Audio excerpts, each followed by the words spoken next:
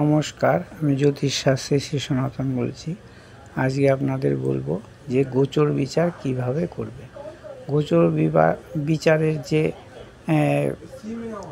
ধারা, সেই ধারাটা আপনাদের ভালো করে বুঝতে হবে।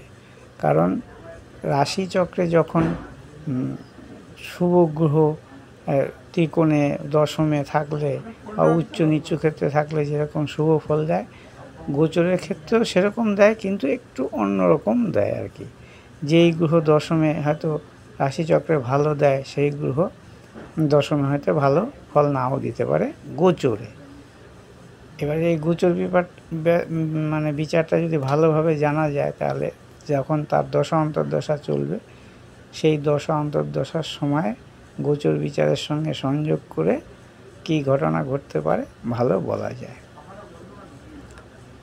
এবার যারা জ্যোতিষ শিখছেন বা জ্যোতিষ নিয়ে আগ্রহী বা জ্যোতিষ নিয়ে পড়াশোনা করছেন বা জ্যোতিষ নিয়ে নতুন নতুন প্র্যাকটিসে বসেছেন, তাদের পক্ষে এই ভিডিও উপকার হবে বা উপকারী যাকে বলেন। কারণ শিক্ষার শেষ নেই, যত শিক্ষা লাভ করবেন ততই আপনার মঙ্গল। বা যারা ঘরে বসে নিজের ছক নিজে দেখতে চান বা রাশি বিচার করতে চান, কারণ এই গোচর থেকেই রাশি বিচার করা হয়। যে আমরা বলি না রাশিফল বিচার, সেই গোচরের বিচার থেকে রাশিফল বিচার করা হয়।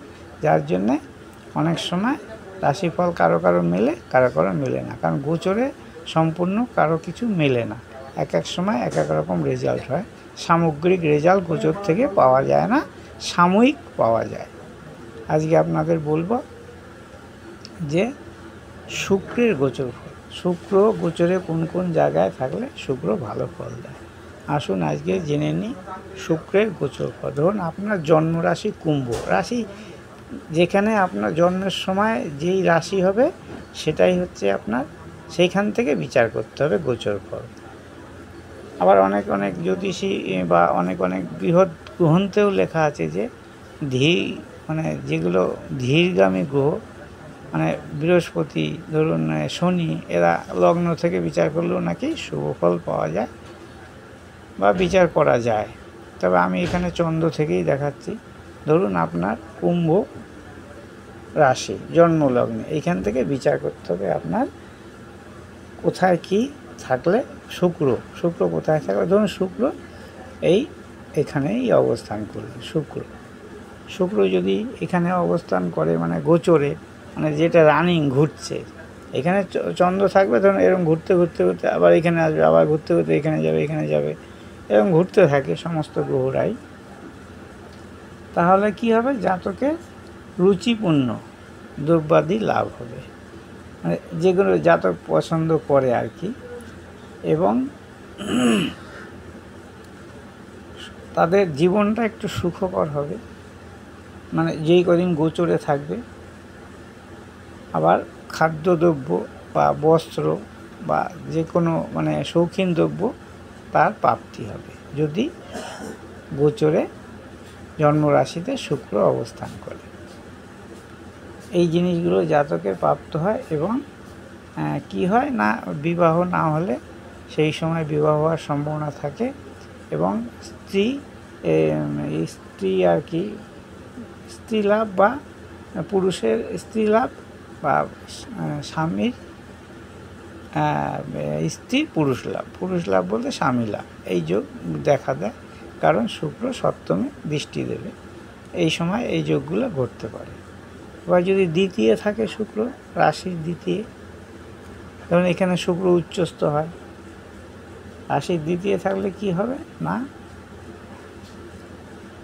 জাতকের আর্থিক উন্নতি হবে, সম্পদ লাভ হবে, সন্তান লাভ হবে, অর্থনৈতিক অবস্থা ভালো হবে। যারা রাজ কর্মচারী, তাদের রাজ সম্মানও প্রাপ্ত হতে পারে। এবং যারা লেখাপড়া করছে বা যেই কর্মে যুক্ত, সেই ক্ষেত্রে কিন্তু উন্নতি হবে। কর্ম করলে কর্ম থেকে উন্নতি হবে, অর্থনৈতিক উন্নতি। যারা লেখাপড়া করছে তাদের এই বিদ্যাক্ষেত্রে উন্নতি হবে।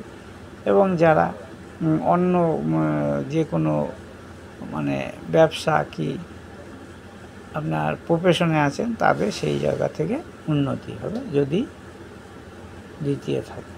যদি তৃতীয় থাকে শুক্র, রাশিচক্রে তৃতীয় শুক্র থাকলে জাতকের অর্থ ও সম্মান বৃদ্ধি হয়। অর্থ সম্মান বৃদ্ধি হবে, তাহার মানে প্রভাব, লোকের উপর প্রভাব খাটাবার ক্ষমতা বাড়বে এবং শত্রু ক্ষয় হবে। শত্রু ক্ষয় বলতে শত্রু যদি থাকে সেই জাতকের কোনো কিছুই করতে পারবে না, এবং জাতকের শত্রু হয়তো অনেক কিছু করার চেষ্টা করবে, কিন্তু জাতকের সামনাসামনি আসলে সে চুপসে যাবে, যাকে বলে আর কি, সে আর কিছু করতে পারবে না। শুক্র যদি চতুর্থে থাকে, চতুর্থে ধরুন শুক্র অবস্থান করলো, তাহলে কি হবে? বন্ধু মিলন হবে জাতকে, হয়তো কোনো বন্ধু দূরে আছে, তার সঙ্গে মিলন হলো কি অনেক দিন পর, বিভিন্ন উপায়ে বা বিভিন্ন ক্ষেত্রে, বলতে সাংসারিক ক্ষেত্রে, তারপরে মায়ের চতুর্থ থেকে মায়ের বিচয়, মাতৃক্ষেত্র, এইসব কিন্তু ভালো হবে। সংসার জীবন বা শয্যা সুখ কিন্তু এই সময় লাভ হবে, এই চতুর্থে যদি শুক্র থাকে।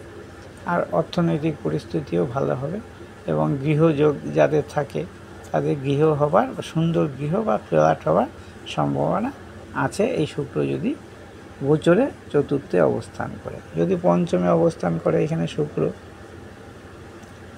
ধরুন এই পঞ্চমে অবস্থান করলো, তাহলে কি হবে? গুরুজন বা গুরুস্থানীয় ব্যক্তি হইতে শুভ হয়, বন্ধু লাভ হয়, এবং জাতকের শত্রু হানি বা শত্রু নাশ হয়, এবং যাদের সন্তান নিয়ে সমস্যা বা সন্তানের ক্ষেত্রে ভালো হয় শুক্র যদি পঞ্চমে থাকে। এবং বিদ্যা বুদ্ধি বা লেখাপড়া যখন করছেন যারা, তাদের বিদ্যা বুদ্ধি এই সময় অগ্রগতি হয় বা ভালো হয়, এবং কর্ম থাকলে কর্ম ভালো হয়। তারপরে যারা ব্যবসা করছে তাদের ব্যবসাও ভালো হয়। বিদ্যা বুদ্ধি এবং ব্যবসা কর্ম যাই করুক না কেন, এই শুক্র যদি গোচরে পঞ্চমে থাকে তাহলে ভালো হয়। যদি ষষ্ঠ ভাগ আসে, ষষ্ঠে শুক্র আসে, ষষ্ঠ রাশি ষষ্ঠে আর কি, চন্দ্রের ষষ্ঠ হলে কি লাভ হয় না, ষষ্ঠ হইলে জাতকের দুঃখ লাভ হয়। জাতকের দুঃখ লাভ হয়, শত্রু হইতে ভয়, শত্রু থেকে ভয় বা শত্রু থাকলে শত্রু ক্ষতি করার সম্ভাবনা থাকে, এবং নানা রকমের রোগ ভোগের সম্ভাবনা থাকে। এবং সেই সময় যদি কোনো জাতক জাতিকার রোগ ভোগ আরম্ভ হয় সেটা একটু বৃদ্ধি পায় যদি শুক্র এই ষষ্ঠে থাকে। যদি সপ্তমে থাকে, এখানে সপ্তমে শুক্র গোচরে ধরুন শুক্র সপ্তমে আসলো, তাহলে কি হবে? জাতকের জাতক বা জাতিকা, জাতকের হলে স্ত্রী হলে স্বামীর থেকে অসন্তোষ লাভ হয়, গোচরে আসলে। কিন্তু লগ্নে যখন সপ্তমে শুক্র থাকে তখন কিন্তু ভালো ফল দেয়, কিন্তু গোচরে কিন্তু সপ্তমে আবার ভালো ফল দেয় না। শুক্র যদি অষ্টমে আসে,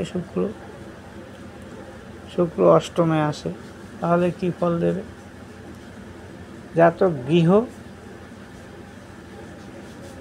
লাভ করে, সেই সময় জাতকের ভাগ্যশালী হয়, ধনভাগ্যশালী হয়, বা সুন্দর স্ত্রী লাভের সম্ভাবনা থাকে যখন শুক্র অষ্টমে আসে।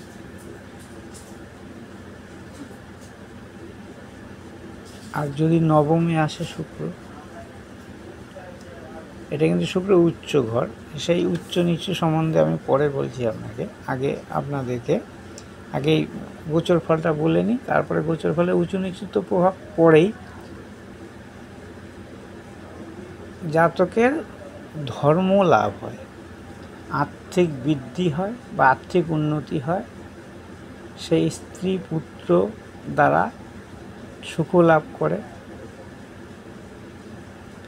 এবং যারা উচ্চশিক্ষা বা লেখাপড়া করছেন তাদের মানে বিদ্যাক্ষেত্র খুব ভালো হয় এবং উচ্চশিক্ষা লাভের যোগ থাকে বা এই শুক্র যখন নবমে আসে।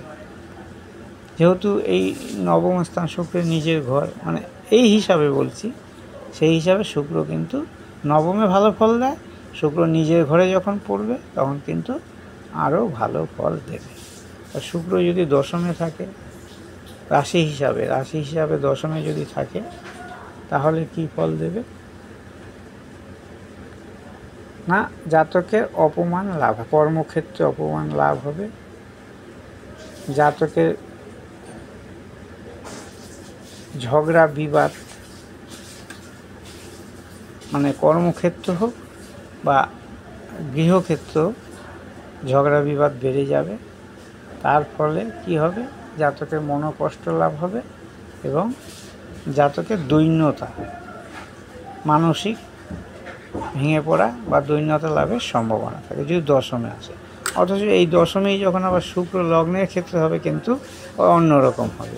এটা যেহেতু গোচর বিচার, সাময়িক বিচার, সেই জন্যেই গোচর বিচারের ফল একটু অন্যরকম হয়। এবার যদি একাদশে থাকে, ধরুন এখানে রইল একাদশে, শুক্র এই একাদশে যদি অবস্থান করে তাহলে কি হবে,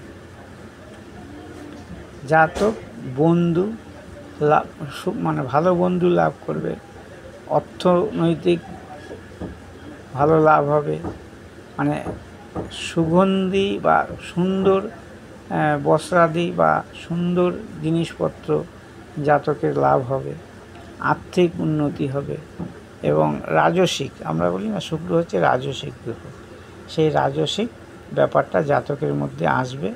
সেই সময় জাতকের